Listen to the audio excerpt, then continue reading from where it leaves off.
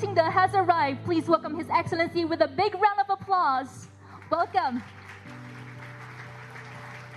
President Lai is accompanied by the chairman of the Prospect Foundation, Dr. Chen Tangshan, and Deputy Minister of Foreign Affairs of the Republic of China, Taiwan, Mr. Tian Zhongguang. Welcome. Thank you all for joining us today.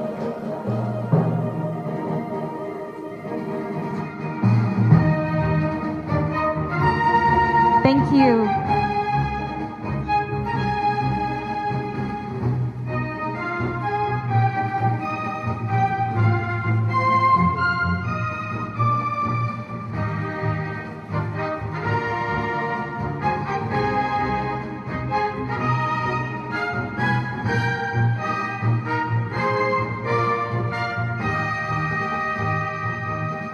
Thank you. It's our honor and great privilege to have all the VIPs, distinguished guests here today with us. Please take a seat.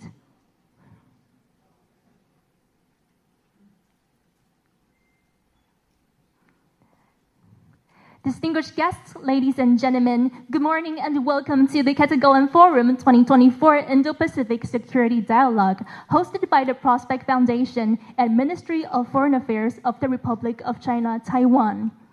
To begin, I'd like to first invite the chairman of the Prospect Foundation, Dr. Chen Tangshan, to deliver his opening remarks. Ladies and gentlemen, please join me in welcoming Chairman Chen. Welcome.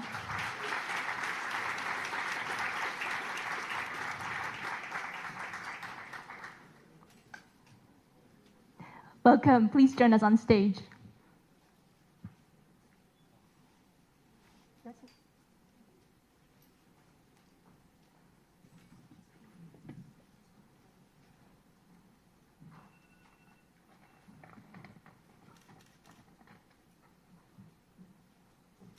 Welcome.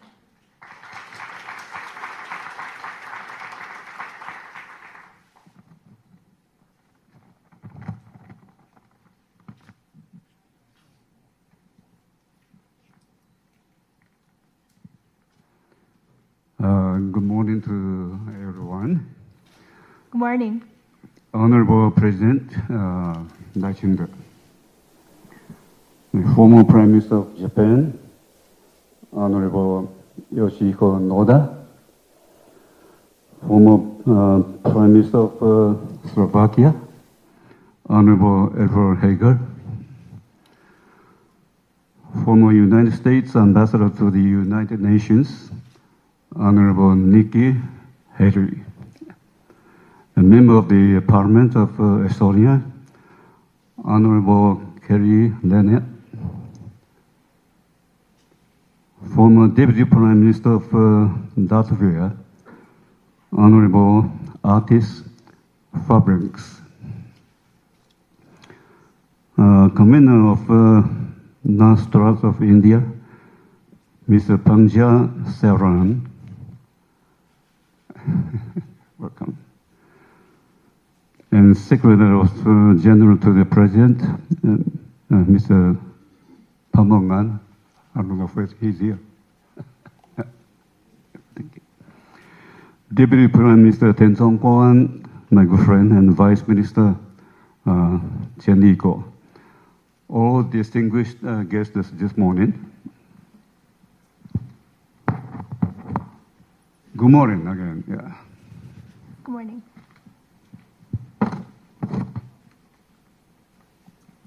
Every year, I remember when I stand here delivering the opening remarks for this very important security gathering. It seems to me that the list of challenges facing us has not only grown, but those challenges have become increasingly complex. This is my thought, I think. That is due both to the nature of our interconnected world and to the resurgence of a group of authoritarian states that, like us, are learning their lessons, adapting and remain obstinate in their efforts to weaken our societies. Try to erode the ties that bind us and rewrite the rules of the international system in ways that benefit their non-democratic worldview.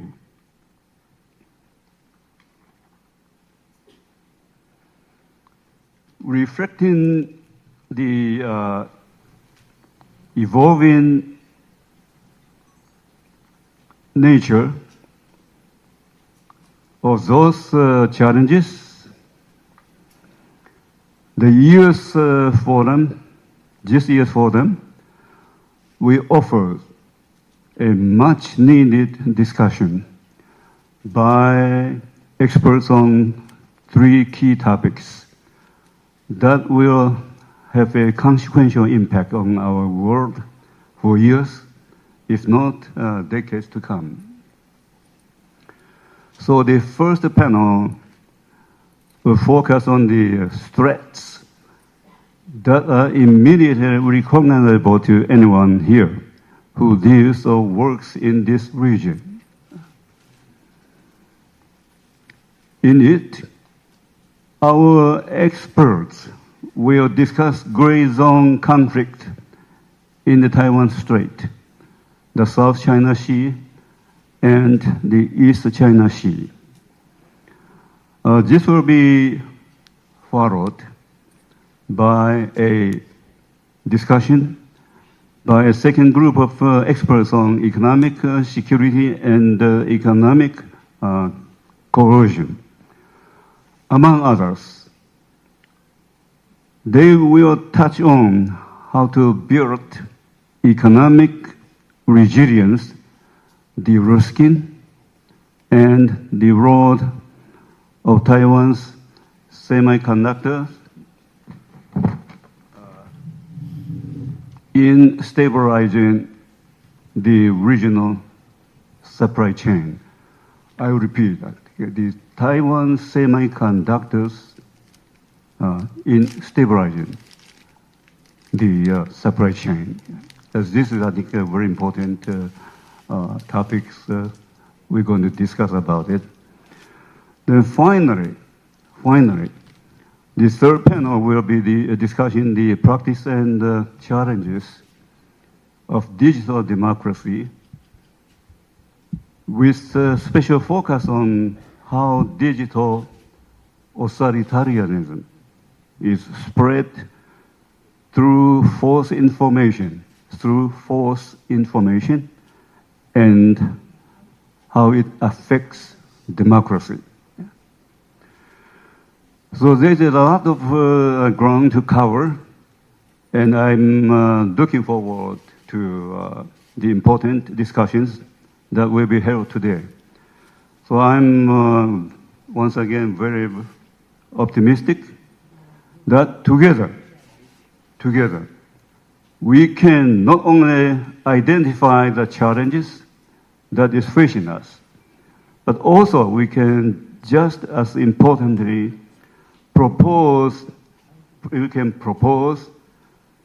concrete and effective solutions on how to address them.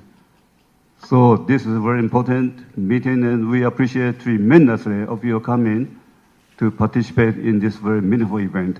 So once again, I only mean to say from the bottom of my heart how much grateful we are to each one of you. So once again, hope you have an enjoyable stay here in Taiwan. Also, once again, thank you very much for coming. Thank you. Thank you. Thank you very much for the remarks, Chairman Chen. Thank you, and please return to your seat.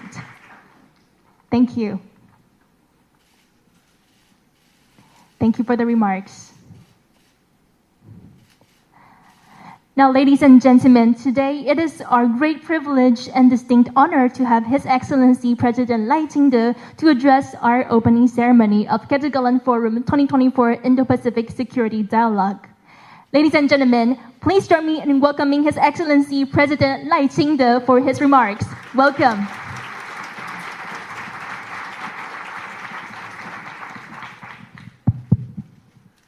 Chairman of the Prospect Foundation, Chen Tang-san, former Prime Minister of Japan, Noda Yoshihiko,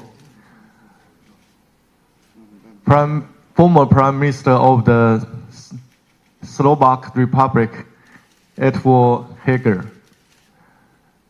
former United States Ambassador to the United Nations, Nikki Haley. Distinguished guests, good morning. Good morning. The凱達格蘭Forum, now in its 8th year, is a platform for dialogue on security in the Indo-Pacific.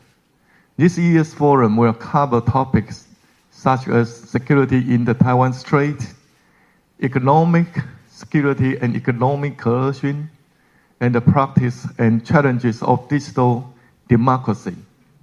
These are issues of concern for democratic countries around the world. And Taiwan is more than willing to work even closer with other countries in search of solutions. I want to extend a warm welcome to you all and sincerely thank you for making the trip to Taiwan.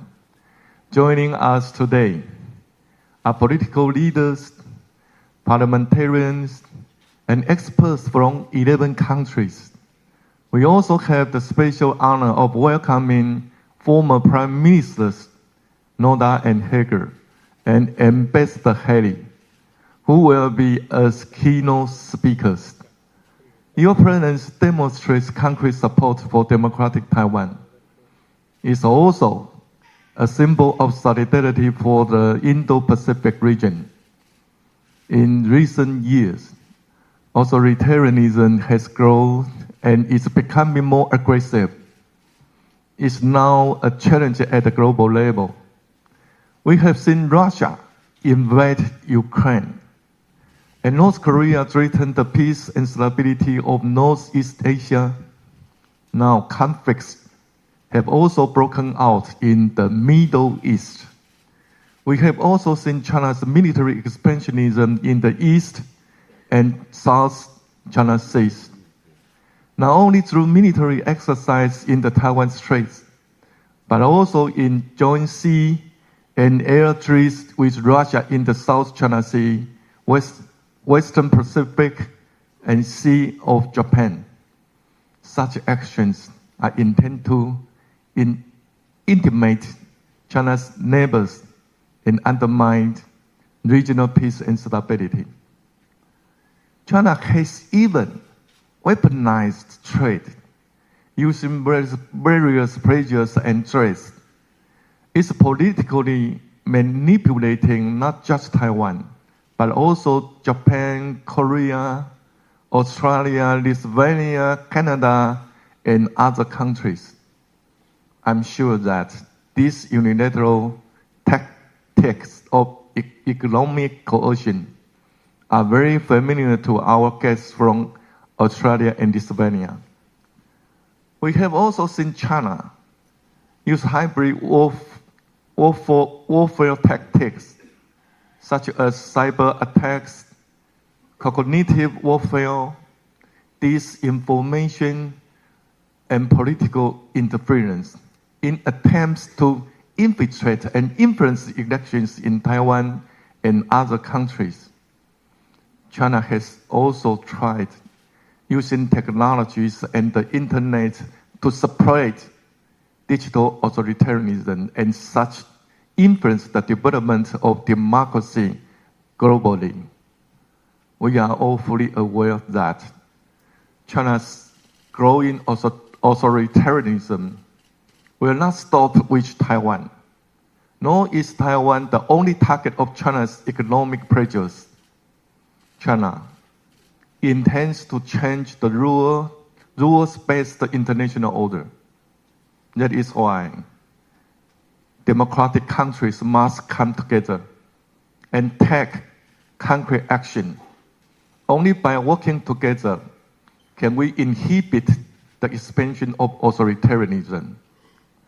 Located in the fourth island chain, Taiwan faces the immediate threat of China, but Taiwan will not be intimidated. We will take responsibility to maintain peace and stability in the Taiwan Strait by implementing the 4 pillars of peace action plan.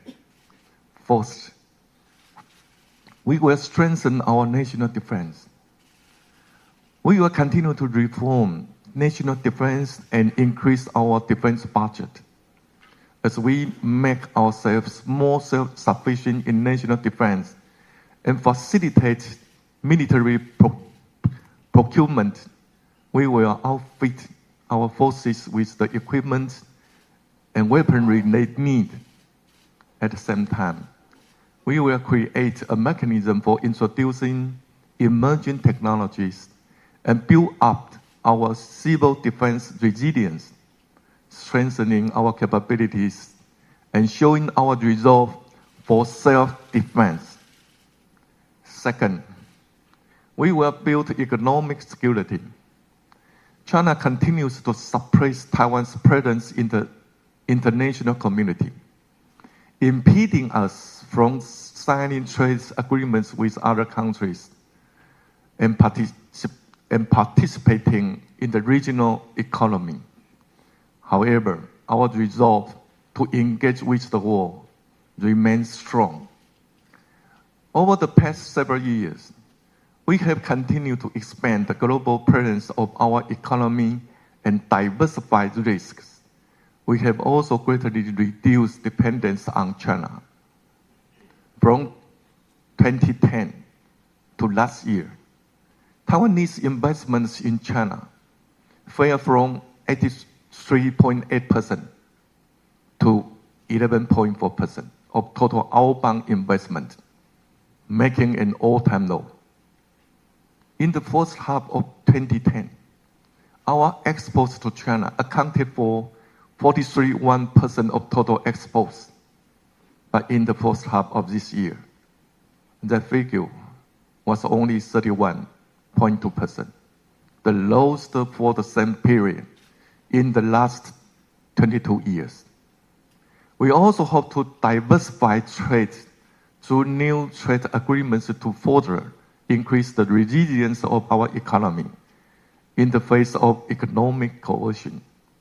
At present, the first agreement under the Taiwan-U.S. Initiative of 21st Century Trade has already been signed, and the second round negotiation is ongoing. We have also signed a foreign investment promotion and protection arrangements with Canada to expand our presence in the North American market. As for the other sides of the Atlantic, we have signed an enhanced trade partnership agreement with the United Kingdom, marking Taiwan's very first-based framework for further economic and trade relations with the European country. We have also achieved significant results with our new southbound policy. In the first half of this year, Taiwan's exports to the 18 new southbound countries reached $50.2 billion, the highest amount ever for this time frame. Moving forward, Taiwan will continue seeking admission to the Comprehensive and Progressive Agreement for Trans-Pacific Partnership, CPTPP. Alongside other countries in the region, we hope to create even more economic success and enhance our economic resilience. Third, we will strengthen our partnerships with democratic countries.